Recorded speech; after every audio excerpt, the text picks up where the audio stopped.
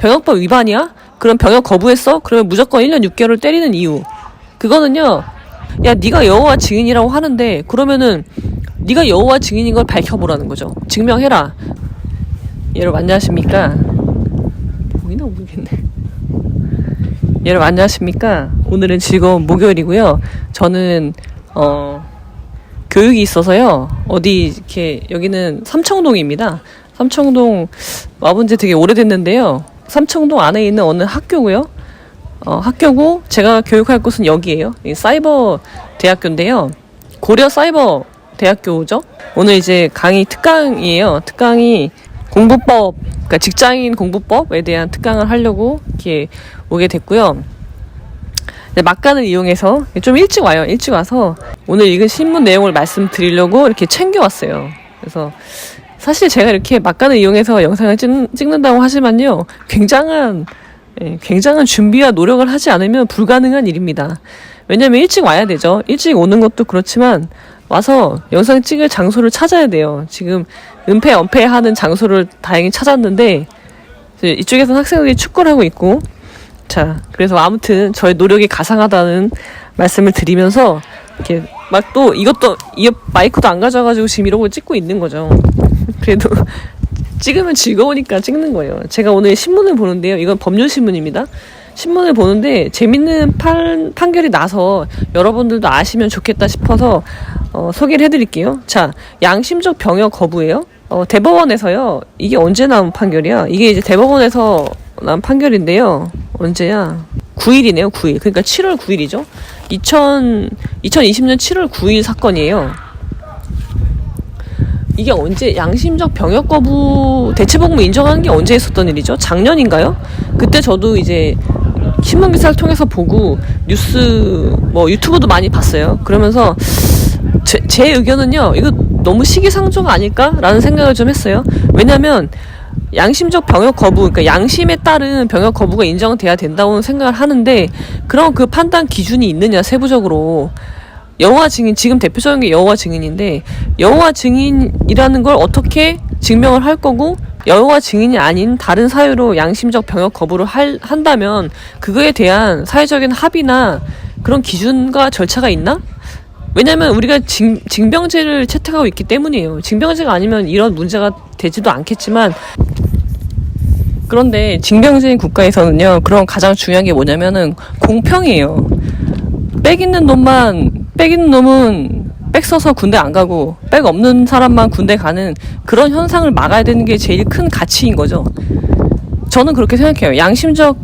양심도 물론 헌법상 보장되는 권리인데 저는 우리 사회에서는요. 징병제가 시행되고 있는 우리 사회에서는 개인의 양심보다는요. 그런 가치, 사회적 가치 있잖아요. 공정하게, 공평하게 군대를 간다는 거 그게 좀 더 중요한 가치가 아닐까라고 생각을 해요. 자, 그런 면에서 한번 볼게요. 그래서 양심적 병역 거부 대체복무 인정하는 거에 대해서 저는 일단 그렇게 생각을 하는데요. 판례가 어떤 판례가 났냐면요. 재밌는 판례예요. 자, 여호와 증인이고요.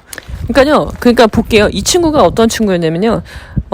여호와 증인이라는 거예요. 본인이 여호와 증인이라서 소집에 불응했어요. 소집에 불응하면은 병역법 위반이 걸리죠. 병역법상 병역법 위반죄로 이제 기소가 돼서 처벌을 받는데요. 무조건요 1년 6개월을 때려요. 왜 그런 줄 아세요, 여러분? 이거는 개인 사정을 보지 않아요. 무조건 병역법 위반이야? 그럼 병역 거부했어? 그러면 무조건 1년 6개월을 때리는 이유. 그거는 병역법에 그 이유가 나오는데요. 1년 6개월을 때리면 어떻게 되냐면 전시 근로역 처분을 하게 되어 있어요. 그러니까 내가 병역법 위반으로 군대 안 가잖아요. 그러면은 처벌받으면 또 가야 되잖아요. 그렇게 하지 않고 아예 군에서 면제시켜 주는 거죠. 보충력은요. 그러니까 현역, 보충력, 전시 근로역 있잖아요. 보충력은요. 아무튼 사회복무 요원으로 복무를 해야 돼요. 근데 깜빵에서 1년 6개월 살은 애를 다시 보충력을 보내는 건 너무 가혹하니까 그렇게 하지 않고 그냥 전시 근로역 처분을 해서 아예 병역 면제가 되게 해주는 거죠. 그 대신 걔는 뭐예요? 깜빵에 가 있는 거죠. 1년 6개월 집행유예도 없고요. 선고유예도 당연히 없고 무조건 실형을 때리는 거예요. 살으라고 1년 6개월을. 그래서 병역법 위반인 경우에 무조건 1년 6개월을 때리는 이유는 여기 있어요. 거기에 있는 거예요. 자, 그래서 병역법 위반으로 당연히 기소가 됐고 1년 6개월을 받았어요. 근데 얘가 재판을 한 거예요. 항소를 해가지고 그게 대법원까지 올라가요. 근데 그때 양심적 병역 거부가 이제 도입이 된 거죠. 그래서 얘가 대법원에서 뭐라고 했냐면 첫 번째 대법원이에요. 첫 번째 대법원에서 얘는 여호와 증인이니까 그 점을 다시 판단해라. 그래서 파기환송을 했죠. 그래서 다시 재판을 받았는데 거기에서는 아예 무죄라고 했어요. 왜? 여호와 증인이니까 무죄다. 그래서 무죄 판결이 났죠. 그러니까 이번에는 검찰에서 항소를 했어요. 대법원까지 올라가요. 대법원에서 뭐라고 했냐면 그게 이제 이 판례거든요. 대법원에서 뭐라고 했냐면 야 네가 여호와 증인이라고 하는데 그러면은 네가 여호와 증인인 걸 밝혀보라는 거죠. 증명해라. 그랬더니 얘가 뭐라고 그랬냐면은 나는 모태신앙이라는 거예요. 볼게요. 나는 종교적 신념이 있는데 나는 이른바 모태신앙으로서 여호와 증인 신도인 어머니의 영향 하에 어렸을 때부터 신봉해 왔다고 주장을 해요. 그렇게 주장을 했는데 뭘 안 했냐면요. 종교의 그러니까 여호와 증인의 공적 모임에서 자신의 신앙을 고백하고 그 종교의 다른 신도들로부터 구성원으로 받아들여지는 중요한 의식인 침례를 받지 않았다는 거예요. 침례. 그러니까 세례를 받지 않았다는 거죠. 그래놓고 나는 여호와 증인이라고 주장을 하는 거예요. 또 그거를요 병역 거부할 때뿐만 아니라 재판이 끝날 때까지 대법원에서 재판을 받을 때까지도 그 침례를 받지 않았어요. 그래놓고 나는 여호와 증인이라고 주장을 하는 거죠. 이걸 가지고 2심에서는요 무죄라고 판결을 내려버린 거예요. 그래서 대법원에서 그걸 가지고 문제 삼은 거죠. 그래가지고 대법원에서 뭐라고 했냐면 네가 병역 거부하는데 정당한 이유가 있냐. 병역 거부에도 정당한 이유가 있으면은 처벌 안 받거든요. 근데 얘가 주장하는 건 그 정당한 이유가 나는 여호와 증인이라는 거잖아요. 그 점에 대해서 심리가 제대로 이루어지지 않았다는 거예요. 그러니까 무죄가 나오기 위해서는 여호와 증인이라는 게 얘가 입증이 돼야 되는데 그 점이 입증되지 않았다는 거예요. 중요한 이유는 뭐예요? 침례를 받지 않았다는 거죠. 그래놓고 네가 여호와 증인이라고 하는데 그 부분에 대해서 2심에서 제대로 심리를 안 했기 때문에 다시 심리해. 그래서 파기환송을 했다는 내용입니다. 그러니까 좀 의미가 있는 판결이죠.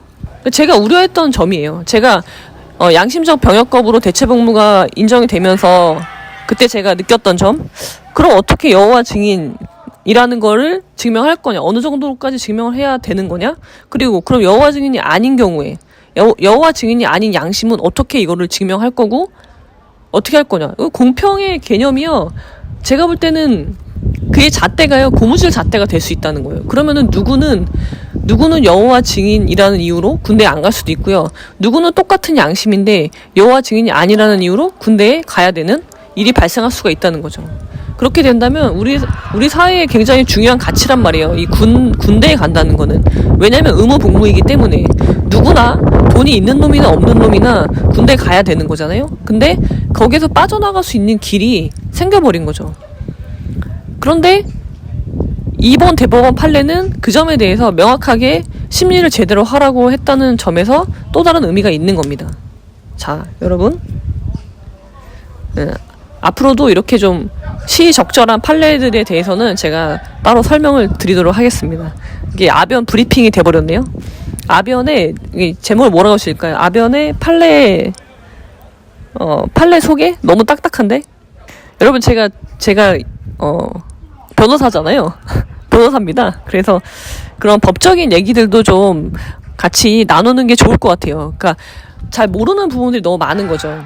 제가 교육하려고 하는 법률서식 작성법도 마찬가지예요.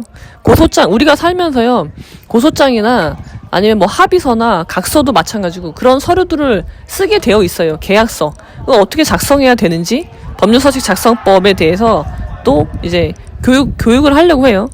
그렇습니다, 여러분. 자, 그럼 재미있는 아변과 함께 있는 재미있는 판례 이야기 앞으로도 기대해 주시기 바랍니다. 자, 그럼 오늘은 여기까지.